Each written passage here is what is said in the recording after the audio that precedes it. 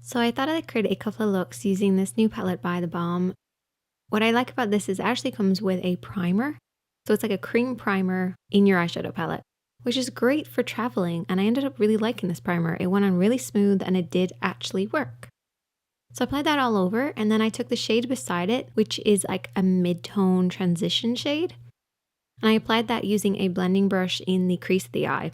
What I really like about this palette is how balanced it is. We have our primer, we have our mid-tone, then we also have a contour beside that, which is like a dark greeny tone.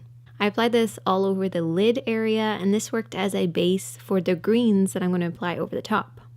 This went all over the lid using a blending brush, and then I took the green, and I did apply it with the blending brush to start with, but then I wanted to really pack it on, so I used my fingertips just to press it on there.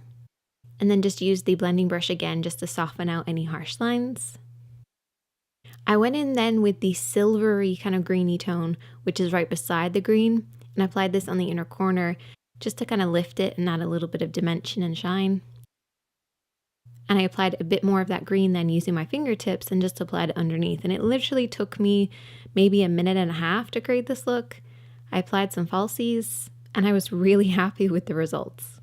So that's just one look. Let's try another one using the pink tones. Once again, I started off with the primer, then I took the mid-tone and I applied this all over the crease area and also onto the lid too. So this mid-tone has a little bit of pink in it, so it's going to work great as a base for that pink.